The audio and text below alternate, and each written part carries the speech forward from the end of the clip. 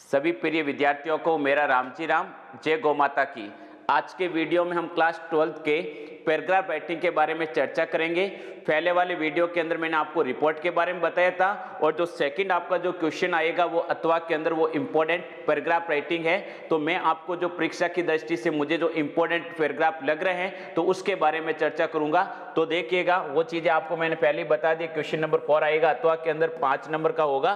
तो important paragraph क्या चर्चा करते हैं, तो सबसे इंपॉर्टेंट इस बार आपका जो बनने जा रहा है वो साइबर क्राइम के बारे में है। तो आप इनको अच्छी तरीके से लर्न कर लेना, बिल्कुल सरल भाषा के अंदर मैं आपको इनको लर्न करवा देता हूं। तो देखिएगा, द क्राइम यानी अपराध कमिटेड जिनको अंजाम दिया जाता है बाय यूजिंग यानी प्रयोग करके ए नेटवर्क, एक नेटवर्क का, कंप्यूटर या कंप्यूटर का, इज नॉन यानी जाना जाता है एज साइबर क्राइम यानी साइबर क्राइम। तो परिभाषा क्या हो गई कि ऐसा कोई भी अपराध जिनको अंजाम दिया जाता है किसके द्वारा, या तो कोई नेटवर्क का सहारा लेके या किसी कंप्यूटर का प्रयोग करके जिनका सहारा लेके ये काम किया जाता है, उसको अपन इंग्लिश में क्या बोलते हैं, साइबर क्राइम। आगे देखिएगा, इट यानी यह यानी cyber crime is illegal activity, एक गैर कानूनी गतिविधि है। इलीगल एक्टिविटी का मतलब होता है गैर कानूनी गतिविधि है। मोस्ट साइबर क्राइम, अधिकांश साइबर क्राइम इज कमिटेड यानी किया जाता है बाय हैकर्स एंड हैकर्स के द्वारा, और अधिकांश जो साइबर क्राइम किया जाता है वो हैकर्स के द्वारा किया जाता है। हैकर्स कौन होते हैं, जो अपन के पर्सनल डाटा को क्या कर लेते हैं, चुरा लेते हैं। तो इनके द्वारा किया जाता है। वो स्टील जो चुरा लेते हैं, समवंस यानी किसी का डेटा का मतलब क्या होता है, डेटा के जो भी कंप्यूटर के अंदर सेव डेटा या जो फाइलें होती है तो उनको वो क्या कर लेते हैं, चुरा लेते हैं। दे वांट, वे चाहते हैं, टू मेक मनी, पैसा कमाना, थ्रू इट एंड इसके द्वारा। कहने का मतलब कंप्यूटर से कोई भी डेटा चुरा के अपनी फाइलों को लेके वो पैसा कमाना चाहते हैं।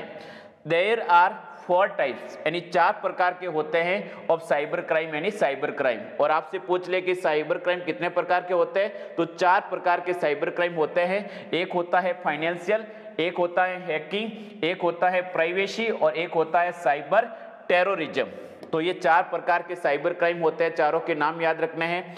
आगे देखिएगा, इन फाइनेंशियल क्राइम यानी जो फाइनेंशियल साइबर क्राइम होता है, दे स्टील एंड वो चुरा लेते हैं। कि जो फाइनेंशियल साइबर क्राइम होता है तो उसके अंदर हैकर्स क्या करते हैं, दे स्टील वो चुरा लेते हैं द मनी यानी पैसा ऑफ अकाउंट होल्डर्स, के जिनका अकाउंट होता है उनसे वो पैसे चुरा लेते हैं। दे आल्सो स्टील वो चुरा लेते हैं सीक्रेट डेटा यानी जो गुप्त रूप के जो डेटा होते हैं उनको भी वो चुरा लेते हैं ऑफ कंपनीज यानी कंपनियों के, और जो बड़ी बड़ी कंपनियां होती है उनके सीक्रेट जो डेटा होते हैं उनको भी वो चुरा लेते हैं। इन प्राइवेसी क्राइम यानी जो प्राइवेसी साइबर क्राइम है इसके अंदर वो क्या करते हैं, देखिएगा, दे स्टील वो चुरा लेते हैं योर प्राइवेट डेटा यानी आपका जो पर्सनल डेटा होता है, जो अपना व्यक्तिगत डेटा होता है उनको वो क्या कर लेते हैं, चुरा लेते हैं। विच यानी जो यू डोंट वांट, आप नहीं चाहते हो, टू शेयर यानी शेयर करना, विथ अदर्स का मतलब क्या होता है, दूसरों के साथ। कि जिस डेटा को आप दूसरों के साथ में बांटना नहीं चाहते हो तो ऐसे डेटा को ये साइबर अपराध वाले क्या कर लेते हैं, चुरा लेते हैं। दे मेक एंड वो बनाते हैं मालवेयर लाइक वायरस यानी मालवेयर जैसा क्या बनाते हैं, वायरस। ऐसे मालवेयर क्या है, एक कंप्यूटर का सॉफ्टवेयर है, एक वायरस है। तो ऐसे वो वायरस बनाते हैं फॉर डिस्ट्रॉइंग यानी नेस्ट करने के लिए कंप्यूटर सिस्टम यानी हमारे कंप्यूटर सिस्टम को नेस्ट करने के लिए, फाइलों को करप्ट करने के लिए, एंड इट्स डेटा और इसके डेटा को। तो लाइन का ट्रांसलेट हुआ कि जो साइबर क्राइम करने वाले होते हैं वो एक मालवेयर नाम का क्या है, एक ऐसा वायरस बनाते हैं, और उस वायरस का प्रयोग किसके लिए करते हैं, एक तो अपन के कंप्यूटर सिस्टम को डिस्ट्रॉय करने के लिए, और उनके अंदर जो डेटा या जो फाइलें सेव होती है तो उनको क्या कर देते हैं, करप्ट कर देते हैं, उनके अंदर वायरस छोड़ देते हैं। फिर देखिएगा, साइबर क्राइम यानी साइबर क्राइम इज ग्रोइंग यानी बढ़ रहा है डे बाय डे, दिन प्रतिदिन। और जो साइबर क्राइम है वो दिन प्रतिदिन क्या हो रहा है, बढ़ रहा है। ग्रोइंग का मतलब होता है बढ़ना। द पर्सन यानी व्यक्ति, हु इन्वॉल्व जो शामिल होता है, इन्वॉल्व का मतलब क्या होता है, शामिल होना, कि जो व्यक्ति शामिल होते हैं इन इट यानी इसमें, कि जो भी व्यक्ति साइबर क्राइम के अंदर शामिल होते हैं, टारगेट यानी वो टारगेट करते हैं या निशाना बनाते हैं ओनली केवल रूरल इनोसेंट पीपल का मतलब होता है गांव के भोले भाले लोगों को। तो लाइन का ट्रांसलेट हुआ कि जो भी व्यक्ति साइबर क्राइम के अंदर शामिल हैं तो वो टारगेट किसको बनाते हैं, लक्ष्य किनको बनाते हैं, अपना शिकार किसको बनाते हैं, गांव के जो भोले भाले लोग हैं उनको अपना क्या बनाते हैं, target. This is a great threat, ये एक बहुत बड़ा खतरा है। थ्रेट का मतलब होता है खतरा, फॉर आवर सोसाइटी, हमारे समाज के लिए, एज वेल एज और आवर नेशन, हमारे राष्ट्र के लिए। और ये जो साइबर क्राइम है वो हमारे समाज के लिए और हमारे राष्ट्र के लिए, दोनों के लिए एक बहुत बड़ा खतरा है। आगे देखिएगा, वी कैन अवॉइड, हम इससे बच सकते हैं। अवॉइड का मतलब क्या होता है, बचना, कि हम इससे क्या हो सकते हैं, बच सकते हैं। सच क्राइम, ऐसे क्राइम से, बाय टेकिंग यानी लेकर, फॉलोइंग प्रिकॉशंस यानी नीचे लिखी गई सावधानियां, कि जो नीचे सावधानियां दी गई हैं इनको यदि अपन अपनाएं तो अपन साइबर क्राइम से क्या हो सकते हैं, बच सकते हैं। प्रिकॉशंस का मतलब क्या होता है, सावधानियां। क्या अर्थ होता है इसका बेटा, सावधानियां। आगे देखिएगा तो कौन कौन सी सावधानियां आपको रखनी चाहिए साइबर क्राइम से बचने के लिए। एक तो देखो, डोंट शेयर यानी शेयर ना करें, और पर्सनल डेटा, जो आपका पर्सनल डेटा है, व्यक्तिगत जो आपका डेटा है उसको शेयर ना करें टू अननोन पर्सन, किसी अजनबी व्यक्ति के साथ। कोई भी अननोन कॉल आए या अजनबी व्यक्ति के साथ आपके डेटा को शेयर आप ना करें। नेवर टेल, कभी ना बताएं ओटीपी यानी ओटीपी टू अननोन पर्सन, कोई भी अननोन पर्सन है, अनजाना पर्सन है जिसको आप जानते नहीं हो तो उसको ओटीपी ना बताएं फोन पे। कॉल एट 1930, और आप 1930 पे कॉल करें फॉर एनी फाइनेंशियल फ्रॉड, कि यदि आपके साथ में कोई भी फाइनेंशियल फ्रॉड हो जाता है तो आप 1930 पे क्या करें, कॉल करें। तो ये आपका था साइबर क्राइम के ऊपर, वेरी इंपॉर्टेंट, अच्छे से इनको लर्न कर लेना। अगला देखिएगा, दूसरा क्या है आपका, television as a means of education, यानी टेलीविजन का शिक्षा के क्षेत्र में महत्व, कि टेलीविजन का शिक्षा के क्षेत्र में क्या महत्व है। तो देखिएगा, वी लिव, हम रहते हैं, in the age of science, विज्ञान के युग में, कि हम विज्ञान के युग में रहते हैं। साइंस यानी विज्ञान ने, हैज गिवन, दिया है, अस, हमें, मैनी वंडरफुल एंड बहुत सारी आश्चर्यजनक, एंड यूजफुल थिंग्स का मतलब होता है उपयोगी चीजें, और विज्ञान हमें बहुत सारी वंडरफुल और यूजफुल चीजें दी हैं। Television is one of them, और टेलीविजन उनमें से एक है। वी कैन सी, हम देख सकते हैं, ऑल टाइप्स ऑफ यानी सभी प्रकार के, प्रोग्राम्स यानी कार्यक्रम, ऑन इट, इस पर, और इस पर हम सभी प्रकार के कार्यक्रम देख सकते हैं। इट हैज बिकम, ये बन चुका है, द सोर्स यानी एक स्रोत, ऑफ इंक्रीजिंग, बढ़ाने का, बिजनेस का मतलब होता है बिजनेस, और ये हमारा एक व्यापार बढ़ाने का भी क्या बन चुका है, साधन बन चुका है।